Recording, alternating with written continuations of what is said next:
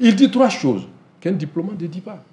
Il dit, bon, si vous me poussez à parler, quand la transition, vous savez, certains sont venus pour que la CEDEAO nous fout la paix, alors si vous insistez, je vais dire le nom du pays. Je n'ai pas peur. Ouais. Un diplomate ne dit pas que je n'ai pas peur. Ça, c'est d'abord une première remarque.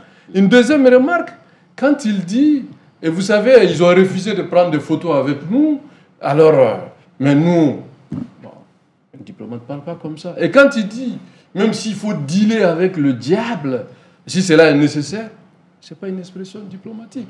Et pire encore,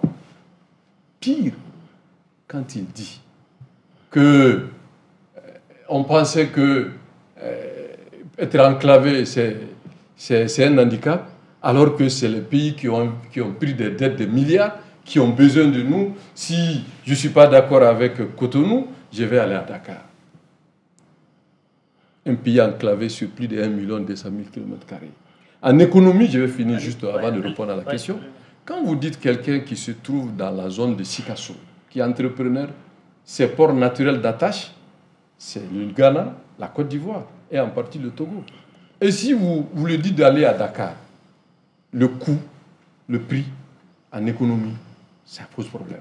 Et surtout, ces expressions ne sont pas appropriées. Okay. Donc maintenant, ça, c'est seulement les expressions.